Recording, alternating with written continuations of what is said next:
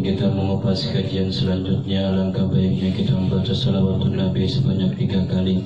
Mudah-mudahan Allah Subhanahu wa Ta'ala memberikan pemahaman hadiahnya kepada kita semua, sehingga kita bisa memahami yang lahir maupun yang batin, yang terlihat maupun yang tersembunyi, yang syirih maupun yang terang-terangan. Dan mudah-mudahan apa yang kita bacakan nanti Allah Subhanahu wa Ta'ala senantiasa memberikan keberkahan kepada kita semua, yaitu keberkahan fid dini wad dunya wal akhirah. Dan mudah-mudahan apa yang kita bacakan nanti Allah Subhanahu wa Ta'ala senantiasa memberikan syafaat kepada baginda Nabi besar Muhammad sallallahu alaihi wasallam untuk kita nanti di yaumil qiyamah. Mari kita sama-sama membaca salawatun Nabi sebanyak 3 kali. Monggo. Allahumma shalli ala Muhammad ya Rabbi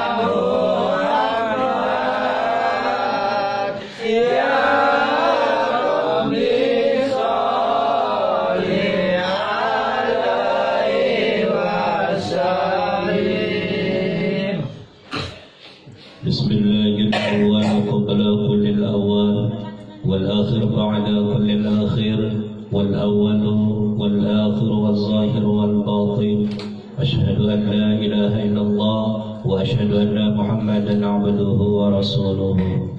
Allahumma shalli ala Allahumma salli ala sayyidina Muhammadin wa ala alihi wa sahbihi ajma'in. Subuhun qudusun Rabbuna wa Rabbul malaikati war ruh. Rabbi shrah li sadri wa yassir li amri wahlul 'uqdatam min lisani yafqahu qawli. Amma ba'du, fa ya ayyuhal hadirun, ittaqullaha haqqa tuqatih wa la tamutunna illa wa antum muslimun. فقال الله تعالى في كتابه الكريم: أعوذ بالله من الشيطان الرجيم بسم الله الرحمن الرحيم زين للناس حب الشهوات من النساء والبنين والقناطير المقنطرة من الذهب والفضة والخيل المسومة والأنعام والحرث ذلك متاع الحياة الدنيا والله عنده حسن المآب. صدق Allahul Azim. Allahumma arhamna bil Qur'an. Segala puji hanya milik Allah Jalla Jalaluh, yang mana pada malam hari ini Allah Subhanahu wa Ta'ala senantiasa memberikan nikmat kepada kita semua, sehingga kita bisa berkumpul, bermuwajjah, bersilaturahim dalam satu acara pengajian rutin setiap malam Selasa. Mudah-mudahan langkah kaki kita menuju ke majlis-majlis ilmu Allah Subhanahu wa Ta'ala senantiasa memberikan keberkahan kepada kita semua, yaitu keberkahan fid dini wad dunya wal akhirah. Salawat berserta salam semoga selamanya tercurah limpah kepada baginda alam yang fatwahnya begitu jelas, yang ucapannya begitu nyata, yang salatnya begitu khusyuk, yakni habibana wa nabiyana Muhammad sallallahu alaihi wasallam, para keluarganya, para sahabat-sahabatnya, dan para tabi'atnya kita sebagai umatnya. Mudah-mudahan mendapat syafaat nanti di yaumil qiyamah. Amin ya Allah ya rabbal alamin. Ma'asyiral muslimin, jamaah Yasin Fadilah yang dimuliakan oleh Allah Subhanahu wa Ta'ala. Paspor pada malam hari ini yaitu peganglah dunia di tanganmu. Jangan pernah kau memegang dunia atau menaruh dunia di hatimu. Kenapa? Karena ketika kalian ingin meninggalkan dunia, maka ketika dunia itu kalian pegang di tangan, maka akan mudah untuk melepasnya. Tapi ketika dunia sudah ada di dalam hatimu, maka sulit sekali untuk membuang dunia itu dari diri kita masing-masing. Kata Allah Subhanahu wa ta'ala, dalam diri manusia sudah terdapat ada syahwat, kecintaan untuk memiliki wanita-wanita atau perempuan-perempuan di luar sana. Lalu bukan perempuan-perempuan saja, tetapi anak-anak mereka. Lalu kemudian bukan anak-anak mereka juga, tapi harta benda mereka. Ketika harta benda mereka minat dhahabi, dari emas, lalu kemudian harta benda mereka dari perak, lalu kemudian kuda yang sangat bagus, atau diistilahkan kalau sekarang mah kendaraan yang paling bagus. Dan mereka semuanya itu berlomba-lomba. Untuk apa? Untuk memperhias dirinya agar supaya memenuhi rasa syahwatnya tersebut. Lalu kemudian kenapa? Zuyyina linnasi hubbu syahawati. Di dalam diri manusia tersebut terlalu banyak sekali syahwat-syahwat, kecintaan-kecintaan minan nisa'i, dari perempuan. Kenapa wanita ini didahulukan daripada wal banina atau wal muqanatiril muqantarati, atau harta yang banyak dibandingkan dengan wanita? Kenapa wanita di atas ayat-ayat yang lain? Kenapa tidak harus di bawah? Karena yang paling penting menurut kita sekarang ini adalah wal qanatiril muqantarati, yaitu harta benda yang banyak. Kalau sudah harta benda yang banyak, perempuan mana yang gak ngintil? Nah, itu diistilahkan. Tapi kenapa ayat Al-Quran di sini zuyyina linnasi hubbu syahawati minan nisa? Yang paling pertama, ayat pertama yang paling menggoda syahwat kita adalah wanita. Coba kita lihat cerita sebentar, bahwa kita pernah mendengar cerita baginda Nabi Adam alaihi salatu wassalam. Bukankah baginda Nabi Adam alaihi salatu wassalam, bukankah beliau adalah penghuni surga? Tapi kenapa Nabi Adam diusir di surga? Sebab musabab wanita. Artinya apa? Artinya bahwa wanita adalah mengundang syahwat-syahwat yang lain. Bahwa Nabi Adam yang tadinya ahli surga, lalu kemudian hanya sebatas perkara wanita, diturunkan di alam dunia. Yang tadinya jadi ahli surga, lalu kemudian menjadi ahli dunia. Kenapa? Karena sebab perkara wanita.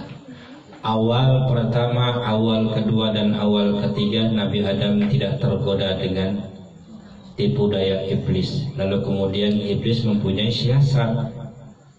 Nah, kalau enggak lakinya, pasti perempuannya ini. Akhirnya perempuannya digoda, yaitu Siti Hawa tersebut digoda. Akhirnya apa? Akhirnya Nabi Adam hatinya membelebar ketika dirayu oleh wanita atau Nabi atau Siti Hawa tersebut. Sehingga apa? Sehingga Nabi Adam memakan buah khuldi. Khuldi itu artinya adalah abadi. Ya, maka dikijangin itu Siti Hawa itu, kalau seandainya kata kamu memakan buah khuldi, maka kamu akan abadi di surga kelak. Akhirnya apa? Akhirnya pas begitu Nabi Adam makan buah khaldi satu, lalu kemudian Siti Hawa makan buah khaldi dua. Akhirnya semuanya pakaiannya ditelanjangin oleh Allah Subhanahu wa ta'ala. Sehingga apa? Sehingga diusir dari surga tersebut menjadi ahli dunia. Hanya sebatas apa? Perkara-perkara perempuan.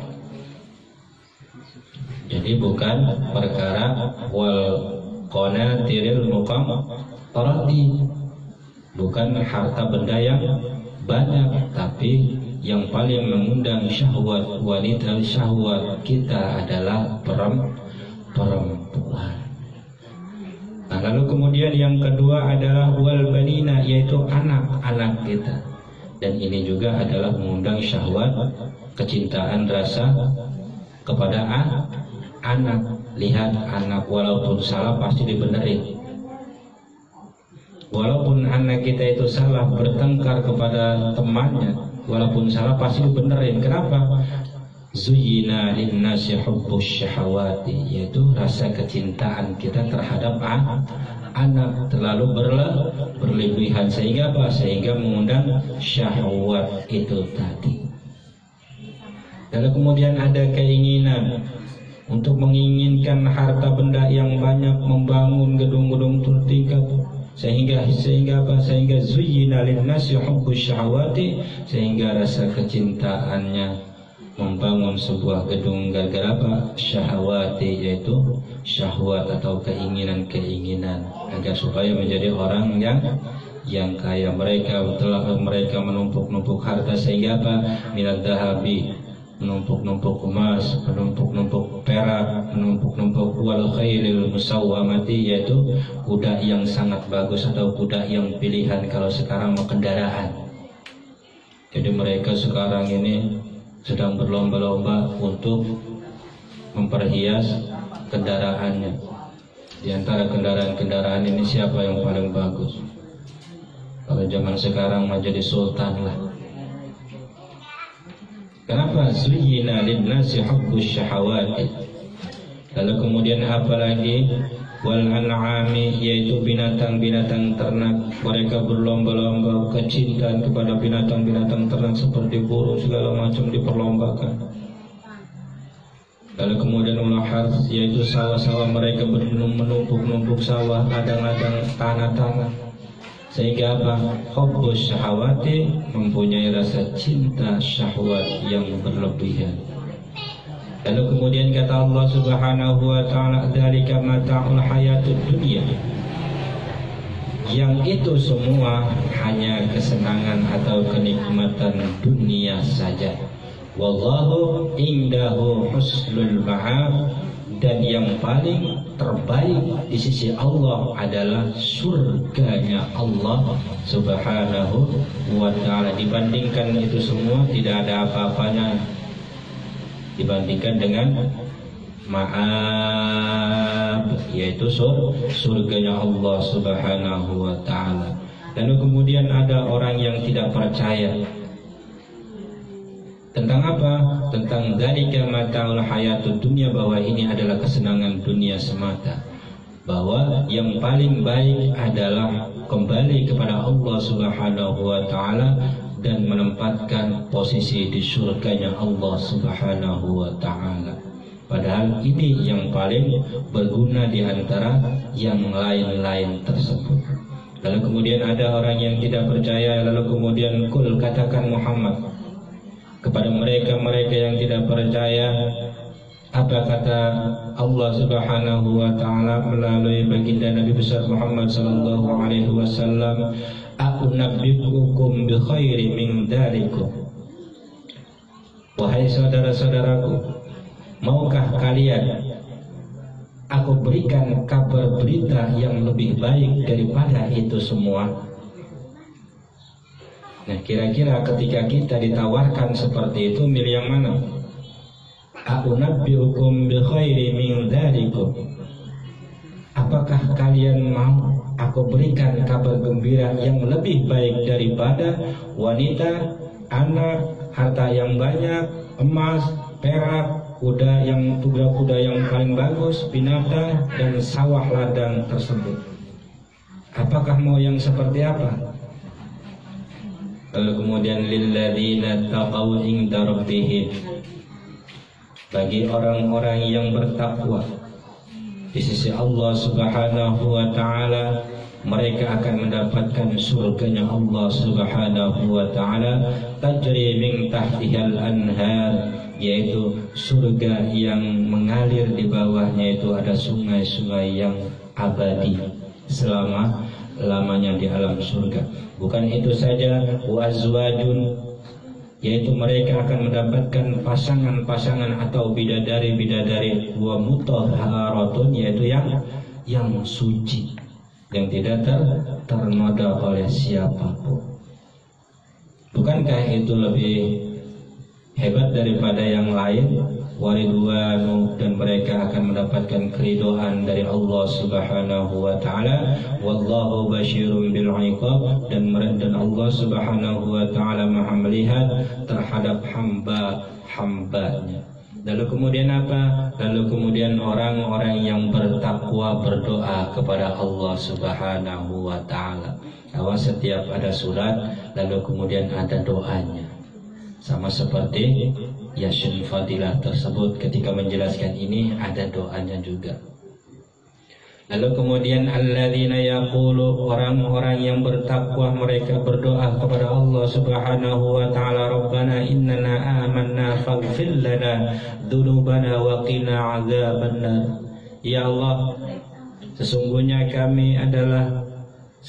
kami telah beriman kepada Allah dan Rasulnya, faghfir lana, maka ampunilah kami dari dosa-dosa kami, wakina, dan bebaskanlah kami adzabannar, dari siksa api neraka.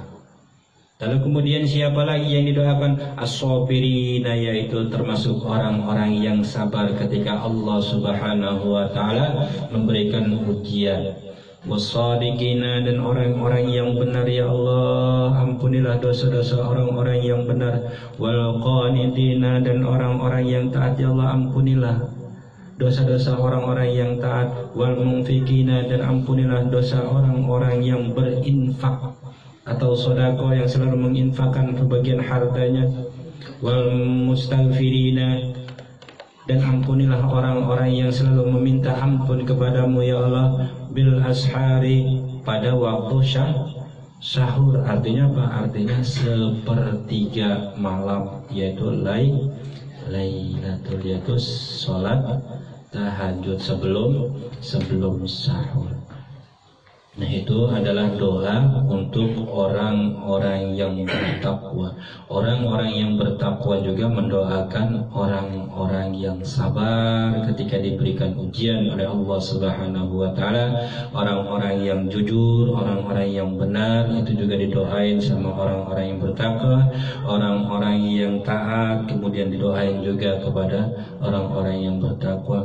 Lalu kemudian orang-orang yang bertakwa juga mendoakan orang-orang yang selalu menginfakkan atau mensedekahkan sebagian hartanya. Lalu kemudian orang-orang yang bertakwa juga mendoakan orang-orang yang memohon ampunan kepada Allah Subhanahu wa taala, sehingga apa? Sehingga cepat diampuni dosanya. Bil ashari, pada waktu sahur atau pada waktu akhir malam, sepertiga malam tersebut. Mudah-mudahan ini menjadi pelajaran buat kita semua bahwa dunia hanyalah sementara, akhirat selama-lamanya. Jadi peganglah dunia itu di tanganmu, jangan kau taruh dunia itu di hatimu. Kenapa? Karena ketika nanti dunia akan kamu tinggalkan, tinggal kamu lepas di tanganmu. Ketika dunia sudah kau taruh di dalam hatimu, maka rasanya sulit untuk melepaskan dunia dari tubuh kita. Itu saja yang bisa saya sampaikan pada pertemuan kita kali ini. Mudah-mudahan ada manfaatnya. Jikalau benar itu datangnya dari Allah Subhanahu wa taala, jikalau salah itu datangnya dari diri saya sendiri. طاسن حامل كافا يا عين صا إنما أمره إذا أراد شيئا أن يقول له كن فيكون.